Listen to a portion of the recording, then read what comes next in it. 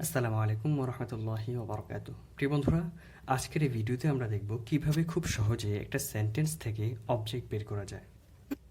আশা করা যায় আজকের এই ভিডিও দেখার পরে আপনি কখনো একটা সেন্টেন্স থেকে অবজেক্ট বের করা নিয়ে কোনো ধরনের প্রবলেম ফেস করবেন না।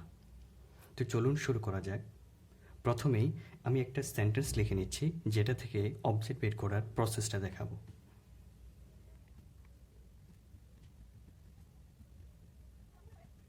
আমি একটা সেন্টেন্স লিখলাম, আই রিড আ বুক।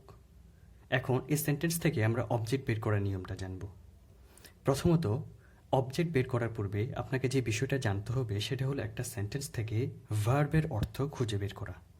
আপনি যদি একটা সেন্টেন্স থেকে ভার্বের অর্থ খুঁজে বের না করতে পারেন, তাহলে কিন্তু আপনি খুব সহজে অবজেক্ট বের করতে পারবেন না।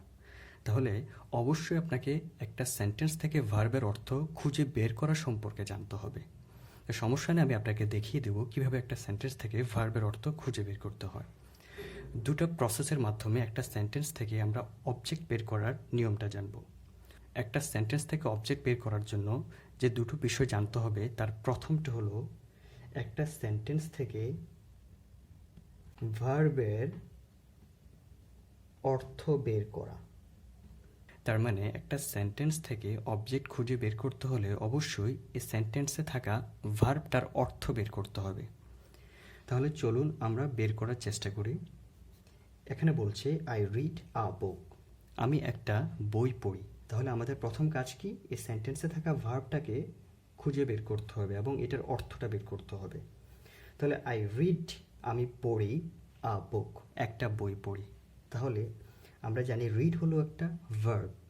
তাহলে এই সেন্টেন্সে রিডের অর্থ কি? পড়া। তাহলে আই রিড অর্থ আমি পড়ি।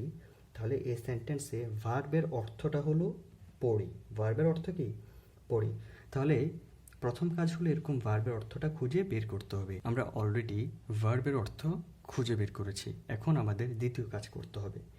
দ্বিতীয় যে কাজটা, আমরা যে ভার্বটা বের করব, এই ভার্বটাকে আমাদের প্রশ্ন করতে হবে। কি করতে হবে? প্রশ্ন করতে হবে। এই প্রশ্নটা করব হয় কি দ্বারা প্রশ্ন করব, অথবা কাকে দ্বারা প্রশ্ন করব। খুব ভালো করে বুঝুন। এই যে ভার্বটা পড়ি, এই পড়ি ভার্বটাকে হয় কি দ্বারা প্রশ্ন করব অথবা কাকে দ্বারা প্রশ্ন করব। প্রশ্ন করলে তো অবশ্যই একটা উত্তর বের হবে। যে উত্তরটা বের হবে সেই উত্তরটাই হলো কি? একটা সেন্টেন্সের object.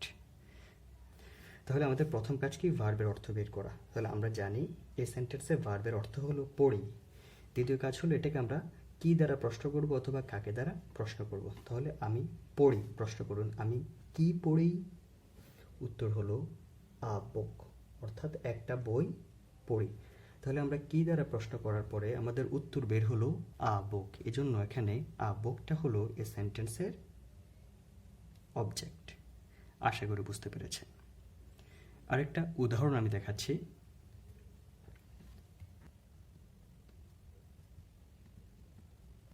I called my friend. So এই সেন্টেন্স থেকে যদি আমরা অবজেক্ট বের করতে হয়, তাহলে অবশ্যই আমাদের এই সিস্টেমটা অ্যাপ্লাই করব। দুটো সিস্টেম। প্রথম কি? এই সেন্টেন্স থেকে ভার্বের অর্থটা বের করব, এবং দ্বিতীয় সিস্টেম হলো এই ভার্বটাকে আমরা কি দ্বারা প্রশ্ন করব অথবা কাকে দ্বারা প্রশ্ন করব। যেটা দ্বারা উত্তর বের হবে সেই উত্তরটা হলো অবজেক্ট। তাহলে আই কল্ড, আমি ডেকেছিলাম, মাই ফ্রেন্ড, আমার বন্ধুকে। তাহলে আমি ডেকেছিলাম আমার বন্ধুকে। এখন আমাদের ভার্বের অর্থ বের করতে হবে। তাহলে এখানে ভার্বটা হলো কল্ড, অর্থ কি? ডেকেছিলাম। অর্থ কি? ডেকেছিলাম। তাহলে আমি ডেকেছিলাম। এখন আমাদের এই প্রথম কাজ কিন্তু শেষ, যেহেতু আমরা ভার্বের অর্থ বের করে ফেলেছি। দুই নম্বর কাজ, এই ভার্বটা কি করতে হবে? হয় কি দ্বারা প্রশ্ন করব অথবা কাকে দ্বারা প্রশ্ন করব। আচ্ছা, প্রশ্ন করুন তো আমি ডেকেছিলাম, আমি কি ডেকেছিলাম? কোন উত্তর বের হয়? বের হয় না। আবার প্রশ্ন করুন কাকে ডেকেছিলাম? উত্তর হলো আমার বন্ধুকে ডেকেছিলাম। তাহলে উত্তরটা হলো এখানে কি? আমার বন্ধু। তাহলে আনসার যেহেতু আমার বন্ধু বের হলো, এই জন্য এই সেন্টেন্সে অবজেক্ট হলো মাই ফ্রেন্ড। আরেকটা উদাহরণ যদি আমরা দেখি,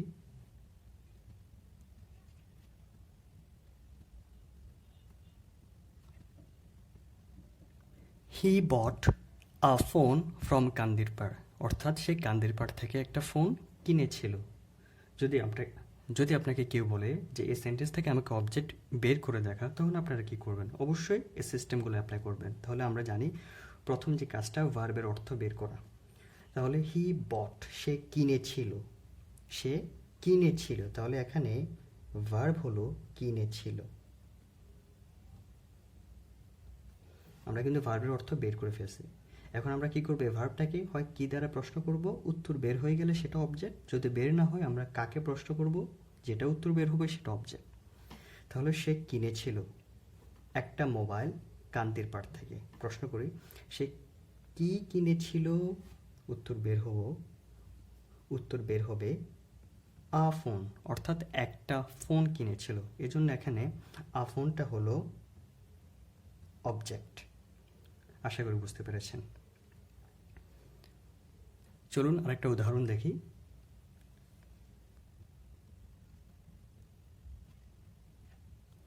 টিচার পানিশড মিরাজ, অর্থাৎ শিক্ষক মিরাজকে শাস্তি দিয়েছিল। এই সেন্টেন্স থেকে অবজেক্ট বের করতে হলে অবশ্যই আমাদের প্রথম ভার্বের অর্থ বের করতে হবে। তাহলে এখানে ভার্বটা কি আছে? পানিশড। আর পানিশড অর্থ কি? শাস্তি দেয়া। তাহলে শিক্ষক শাস্তি দিয়েছিল। এবার প্রশ্ন করি, কি শাস্তি দিয়েছিল? উত্তর কিন্তু আমরা পাই না। এবার প্রশ্ন করুন, কাকে শাস্তি দিয়েছিল? উত্তর হলো মিরাজকে শাস্তি দিয়েছিল। এই জন্য এই সেন্টেন্সে মিরাজটা হলো অবজেক্ট। আশা করি বুঝতে পেরেছেন।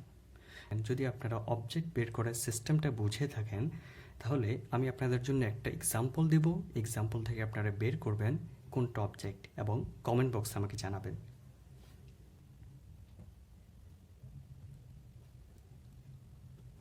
I watched a movie yesterday, আমি গতকাল একটা মুভি দেখেছিলাম। এই সেন্টেন্সে কোনটা অবজেক্ট আপনারা বের করবেন এবং কমেন্ট বক্সে জানাবেন। এবং অবশ্যই আমি আপনাদের কমেন্টে রিপ্লাই দিয়ে জানাবো আপনার অবজেক্ট বের করা হয়েছে কি হয় না। সো আজকের ভিডিও এই পর্যন্তই। সবাই ভালো থাকবেন। খুদা হাফিজ।